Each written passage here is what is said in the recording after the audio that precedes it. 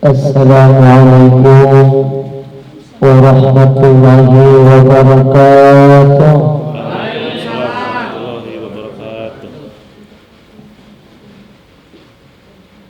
Alhamdulillah, alhamdulillahilladzi anzala sakinata fi qulubil mu'minin liyazdadu imanan ma'a imanihim. Wassalatu wassalamu ala sayyidil mursalin wa ala alihi wa sahbihi ajma'in. Amma ba'du, qala subhanaka la ilma lana illa ma 'allamtana innaka antal alimul hakim. Qala Allah ta'ala rabbi shrah li sadri wa yassir li amri wa hlul 'uqdatam min lisani yafqahu qawli. Hadratul muhtaram al-mukarramun, para alim, para ulama, wabil khusus yang sama-sama kita muliakan, Bapak Dokter dan juga seluruh karyawan-karyawati yang hadir pada pagi hari ini. Bersyukur kepada Allah Subhanahu wa taala yang mana pada pagi hari ini kita masih tetap semangat istiqomah hadir di majelis yang mulia, di pengajian kita bulan Ramadan. Mudah-mudahan langkah dan niat kita senantiasa dicatat sebagai amal saleh. Amin ya rabbal. Salawat berlisan marilah kita sanjungkan kepada alam habibina wa syafiina wa maulana Muhammad sallallahu alaihi wasallam bi fadlina Allahumma shalli ala sayyidina Muhammad wa ala sayyidina Muhammad, dengan harapan mudah-mudahan kita senantiasa mendapatkan curahan syafaatnya dan tetap istiqamah di dalam menjalankan sunnah-sunnah. Amin ya rabbal alamin. Bapak Ibu yang dirahmati Allah Subhanahu wa taala, tema pengajian kita pada pagi hari ini temanya adalah persiapan untuk hari akhirat dan muhasabah. Ketika berbicara tentang hari akhirat, maka tentu ini sebagai pertanggungjawaban ketika kita hidup di dunia. Walikulli ummatin ajal. Setiap seluruh umat manusia makhluk akan bertemu dengan ajal. Apa arti ajal? Adalah maut. Itu adalah hal yang pasti. Ajal, maut itu akan terjadi menimpa seluruh umat manusia di muka bumi ini. Muslim atau non muslim, semua umat manusia akan bertemu dengan ajal. Fa idza jaa ajaluhum la yastaqiruna sa'atan wa la yastaqdimun. Ya, ketika ajal sudah datang menghampiri kita, sudah ajal itu sudah sampai kepada kita, maka tidak bisa dimundur-mundur atau juga ya dipercepat, tidak bisa. Tidak bisa diminta cepat, tidak bisa diminta belakangan. Semua umat manusia bakal mati. Kalau sudah waktunya, saatnya, kontraknya habis, selesai. Bagaimana? Ketika malakul maut saja menghampiri Nabi Sallallahu Alaihi Wasallam, ketika di saat Rasulullah Sallallahu Alaihi Wasallam sedang sakit ditungguin oleh Fatimah. Wahai Fatimah, perlu engkau tahu Fatimah bahwa makhluk yang ada di luar pintu itu adalah ciptaan Allah yang akan mengambil segalanya daripada umat manusia. Ketika sakaratul maut dicabut, setelah mengucapkan 2 kalimat syahadat bersaksi kepada Allah Subhanahu wa taala, tetapi alangkah lebih kuat dan hebatnya ketika iman seseorang di akhir zaman nanti tidak jumpa denganku, tidak hidup bersama dengan masaku, ya, jauh daripada ulama, jauh daripada kiai, tetapi mereka masih bertahan menjaga imannya, Masya Allah, menjaga kemuliaannya umat di akhir zaman. Maka dialah yang hebat, yang lebih kuat iman. Masya Allah, berbagai macam tantangan. Bapak Ibu yang dirahmati Allah Subhanahu wa taala, maka Rasulullah SAW berpesan dalam sebuah hadisnya, "Igtanim khamsan qabla khamsin." Ada 5 perkara yang harus kita lakukan sebelum kedatangan 5 perkara. Pergunakanlah masa mudamu sebelum datang masa tua. Kata pepatah, kelapa muda kupas-kupasin, kelapa tua tinggal batoknya. Masa muda harus dipuas-puasin, masa tua tinggal bongkoknya. Namun di sini yang dimaksud puas-puasin di masa muda adalah memperbanyak belajar ilmu, memperbanyak ibadah, memperbanyak amal soleh. Maka oleh karenanya jangan disia-siakan masa muda itu untuk dalam kedosa, dalam maksiat, dalam dosa, dalam kemungkaran. Jangan. Siapapun manusia itu pada hakikatnya pasti menginginkan yang terbaik, menginginkan yang baik, dan juga menginginkan yang terbaik. Seorang laki-laki juga mendambakannya sebagai pendamping hidupnya itu wanita yang soleh, wanita yang baik. Kenapa? Untuk kebaikan. Kalau mungkin hanya untuk pacaran, masya Allah, mohon maaf. Saya yakin anak-anak muda ini hanya untuk pacar aja, cari pacar, satu malam bisa dapat 5 asal mau. Tetapi kalau untuk pendamping hidup untuk istri perlu dibulak-balik, dipikir matang, sholat istiqoroh, masya Allah. Kenapa? Ini untuk jenjang masa depan. Langkah kita bukan hanya untuk 1-2 hari, tetapi kalau bisa seumur hidup, ya, sehidup semati. Maka pergunakan masa muda untuk kebaikan, untuk memperbanyak amal ibadah, amal soleh, untuk bekerja, ya, bekerjalah untuk duniamu seakan-akan kau akan hidup selamanya, dan bekerjalah untuk akhiratmu seakan-akan hari esok hari kau tiada. Aimal li dunyaka, kata Sayyidina Ali, ka'annaka ta'isu abadan wa li akhiratika ka'annaka tamutu gadan. Bekerjalah untuk duniamu seakan-akan kau akan hidup selamanya. Kemudian bekerjalah untuk akhiratmu, artinya ibadah.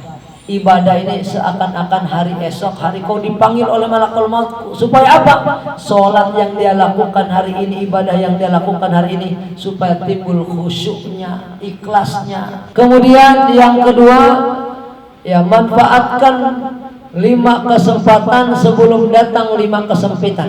Yang kedua adalah waginaka qabla fakrika. Pergunakan masa kayamu sebelum datang masa miskinmu. Pergunakan, manfaatkan sebaik-baiknya ketika kita punya harta, ketika kita lagi jaya, ketika usaha kita lagi sukses. Ayo pergunakan, masya Allah, pergunakan.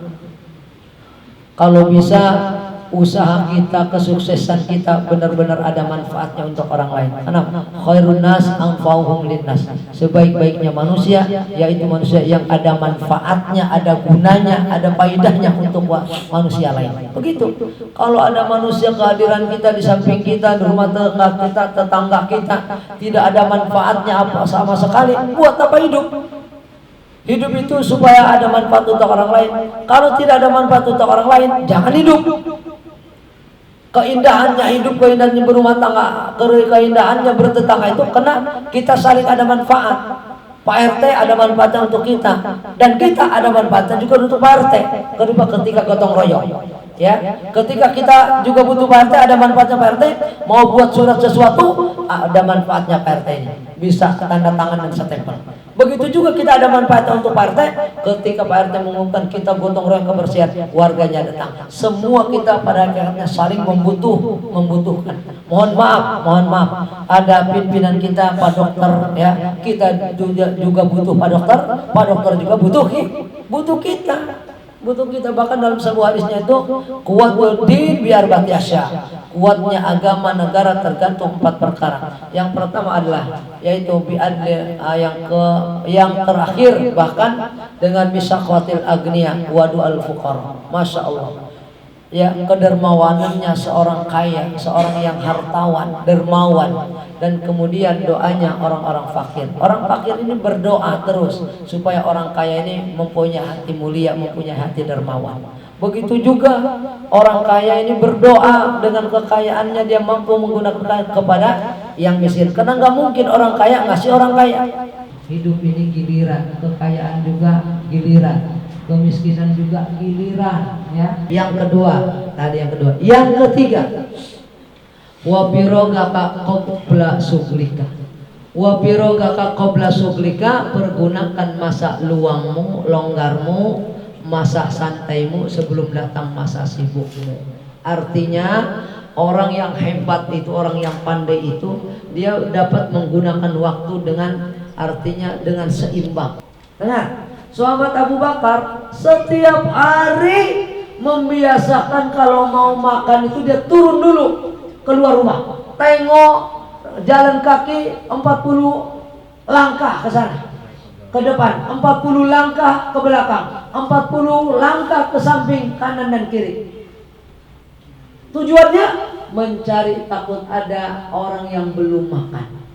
Kalau kita umpet-umpetan makan yang tak enak terang-terangan, begitu enak makan di KFC, makan buktinya di KFC kan di ruangan, berarti umpet-umpetan kita.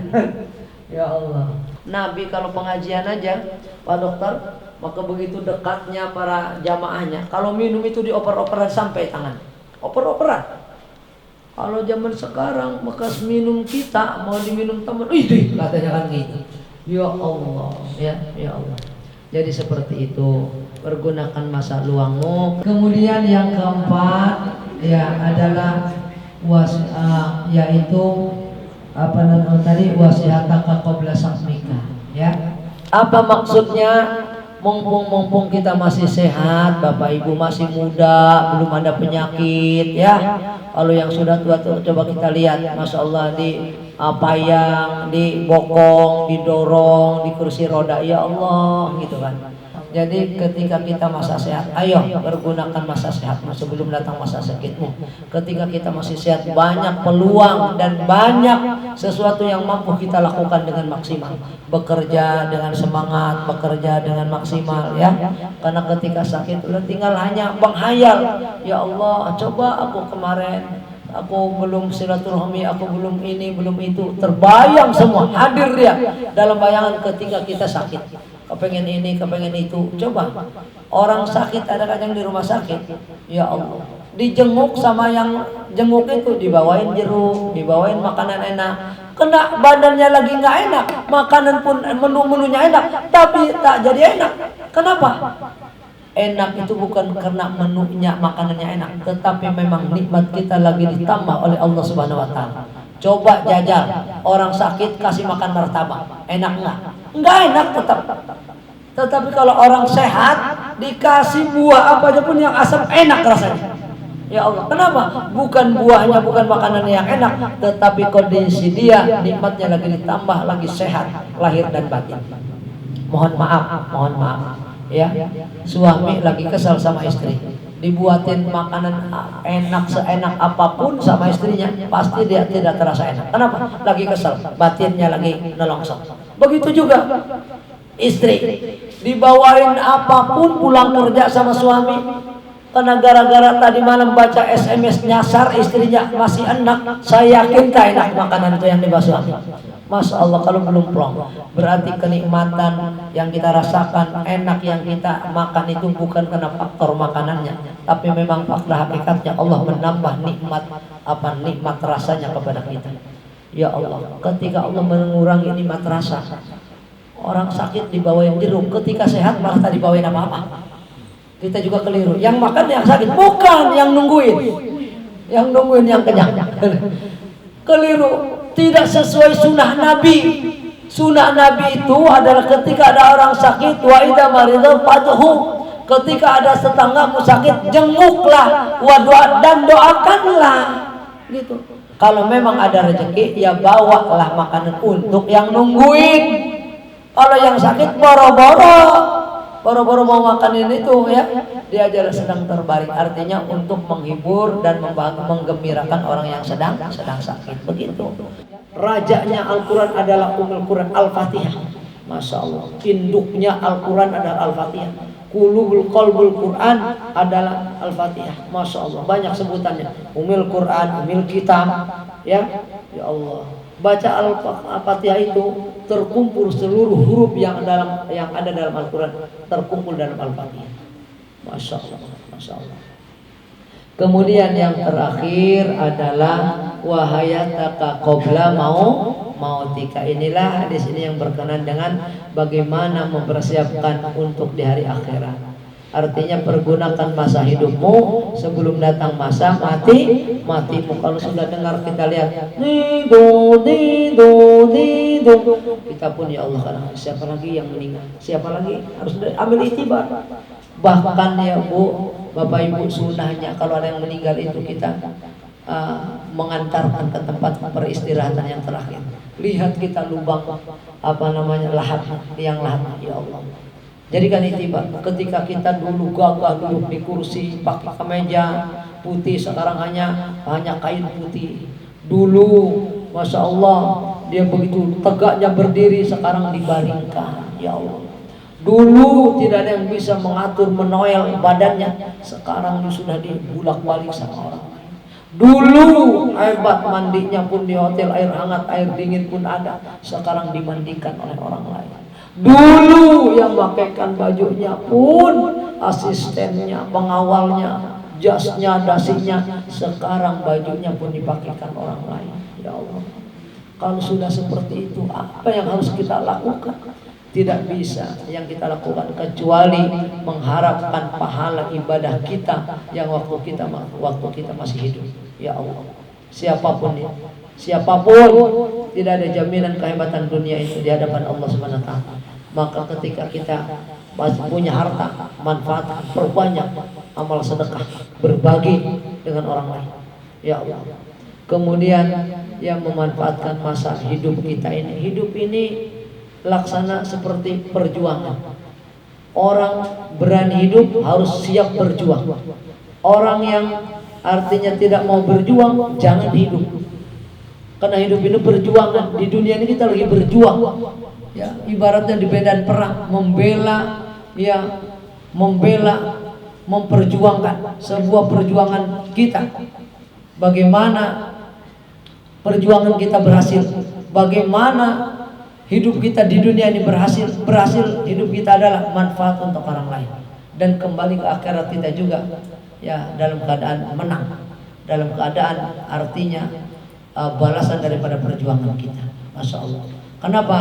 Orang ahli kubur pada hakikatnya di dalam Al-Quran qala rabbir raji'un i'malu amal salih bima taraktu. Ya Allah, ini penyesalan orang-orang yang penyesalan orang ahli kubur.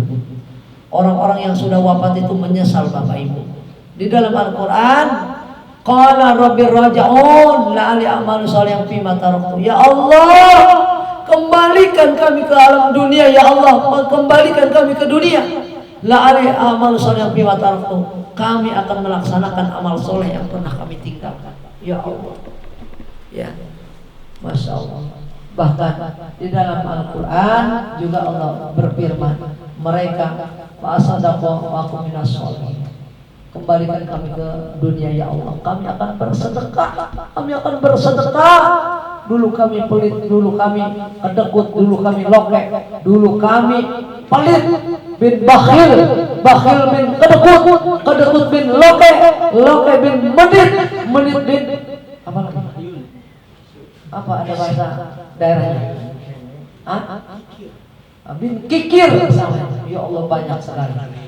Saklabah gara-gara kikir ditenggelamkan hartanya, gara-gara dia tidak mau bayar zakat. Tadinya dia miskin, sholatnya rajin, saklabah taat betul ahli ibadah. Cuma dia sering pulang cepat. Assalamualaikum langsung kumlahnya. Habis assalamualaikum langsung pulang. Tidak ada lagi dikir-dikir ya. Aku memang ahli ibadah, tapi kain yang aku pakai ini ditunggu istri untuk pakai sholat di rumah. Saking miskinnya, tapi ahli ibadah salah. Gara-gara dia sukses kaya, dari lupa diri, lupa daratan, lupa sholat lagi, sampai lupa jalan. Masya Allah. Akhirnya ketemu di jalan dengan Rasulullah. Ya Rasulullah, doakanlah, aku mintakan kepada Allah. Ya Rasulullah, masa aku ahli ibadah ini miskin, katanya gitu, supaya aku punya dua kain tuh. Maka Rasulullah mendoakan dengan sa'labah, engkau ini piara atau pelihara kambing, domba ini. Dikasih, selain didoakan oleh Rasul pada saat itu, juga dikasih kambing oleh Rasul satu betina. Setelah itu kambingnya ini banyak ya, sukses. Mulai sa'labah bilang sholat 5 waktu jadi 4 waktu. Setelah itu sukses lagi, makin sukses, bilang sholatnya 2 waktu menjadi 3 waktu. Sukses terus dia, hilang sholatnya 4 waktu menjadi 1 waktu tinggal. Setelah itu makin sukses, hilang 5 waktu, adanya Jumatan. Setelah Jumatan masih makin sukses lagi, tak sama sekali tak sholat lagi dia, gara-gara sibuk ngurusin dunia, ngurusin harta. Akhirnya Rasulullah SAW mengutus Utsman, Pak Utsman, para sahabat, tolong pergi ke rumah Sa'labah, minta zakatnya dari peternakannya. Nah, begitu dia datang, ya sahabat ke rumah Sa'labah, macam betul aja kau. Ini aku capek, ya ngurusin kambing dari 1 sampai sekian ratus kambingku. Tiba-tiba kau datang ke sini minta begitu aja, minta sedekahnya, minta zakatnya, nggak ada. Masa membentak. Bahkan pernah sahabat suatu saat ke situ bersama Rasulullah. Ya, bersama Rasulullah, saking medit dan bin bakhil bin kedekutnya sama Sa'labah, dipotongin anjing. Saking meditnya nggak mau motong kambing dia. Begitu mau makan, kata Nabi, jadilah. Maka dari piring ini berterbangan katanya, menyatu lagi jadi guguk, jadi anjing. Ya Allah, atas izin Allah. Ini pernah kiai saya menceritakan seperti itu. Jadi saking pelitnya dipotongin anjing. Sebelum dimakan Rasulullah berdoa, makun, jadilah. Maka terjadilah satu dari piring itu loncat daging semua, menyatu lagi menjadi guguk. Inilah kelakuan salah. Akhirnya ditenggelamkan oleh Allah Subhanahu wa taala. Ya Allah, awas hati-hati. Bakil itu di dalam sebuah hadis, asy-syaqi qaribun minallah, qaribun minan nas, qaribun minal jannah, ba'idun minan nar. Orang dermawan itu akan didekati sama manusia, akan didekati, dicintai oleh surga, dan juga akan dekat dengan Allah Subhanahu wa taala. Ba'idun minan nar, dia akan jauh dari api neraka. Ya, orang dermawan, orang ahli pencinta derma, pencinta sedekah, pencinta berbagi, akan dekat dengan rahmat Allah, akan dirindukan surga, akan didekati sekeliling manusia yang baik, dan akan jauh daripada api neraka. Orang bakil, orang kedekut, orang loke, orang medit, orang pelit, orang kikir, korek, ya akan jauh dari Allah, dari rahmat Allah, dari hidayah Allah. Akan jauh daripada manusia-manusia yang baik, akan dijauhi dan dibenci oleh surga, dan akan dekat dengan api neraka. Neraka ini kapan kau masuk aku dah rindu, dirindukan api neraka. Orang baik dirindukan surga. Masya Allah. Oleh karenanya banyaklah menanam kebaikan supaya kita menuai kebaikan di akhirat nanti. Mungkin ini saja Pak Dokter untuk pembekalan bagaimana kita mempersiapkan bekal untuk di hari akhirat. Astaghfirullahaladzim, astaghfirullahaladzim, astaghfirullahaladzim, alladzi la ilaha illa hu al-hayyul qayyum wa atubu ilaihi wa atubu ilaihi wa atubu ilaihi. Astaghfirullahaladzim, astaghfirullahaladzim, astaghfirullahaladzim, alladzi la ilaha illa hu al-hayyul qayyum wa atubu ilaihi wa atubu ilaihi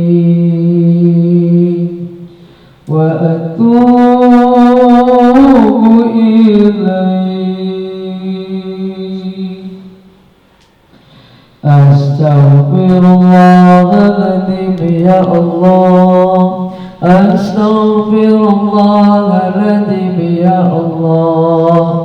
Astaghfirullahaladzim ya Allah. Astaghfirullahaladzim ya Allah. Astaghfirullahaladzim ya Allah. Astaghfirullahaladzim ya Allah. Astaghfirullahaladzim ya Allah. Astaghfirullahaladzim ya Allah.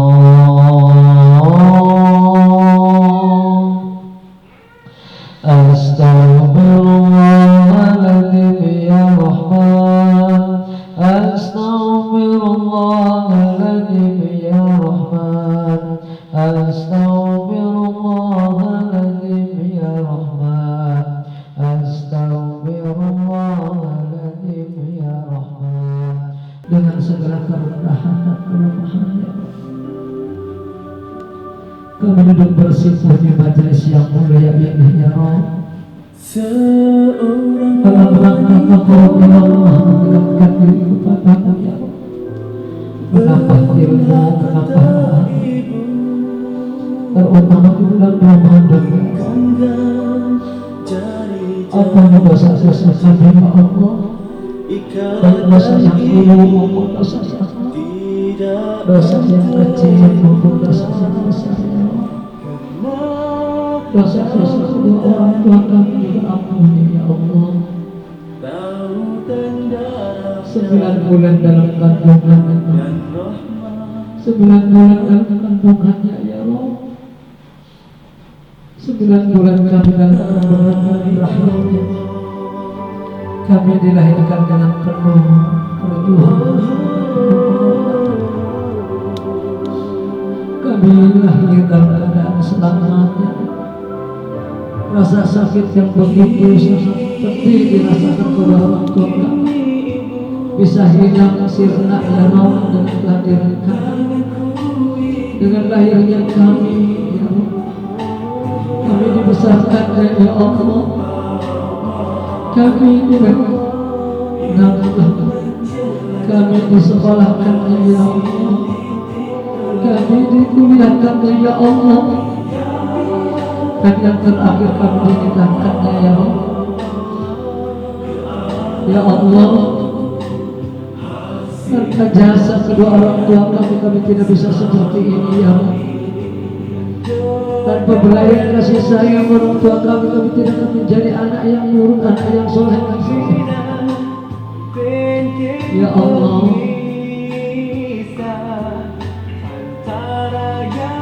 ampuni dosa-dosa kedua orang tua kami, maafkan semua kesalahan dan kekurangan.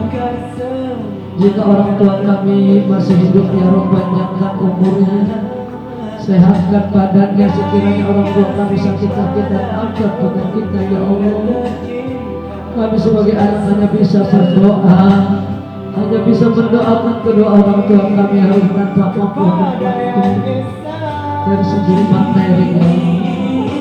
Ya Allah, sekiranya orang tua kami sudah Kau panggil ya Allah, sudah menghadap Engkau ya Rabb, ampuni dosa-dosanya, maafkan semua kesalahan. Jadikan kuburannya taman-taman surga, jadikan kuburannya taman-taman penuh dengan rahmat-Mu ya Rabb. Jembatkan kuburannya, terangi kuburannya ya Rabb, luaskan kuburannya ya Rabb. Berikan dan curahkan nikmat-nikmat-Mu ke dalam kuburan orang tua kami yang sudah Engkau jemput ya Allah.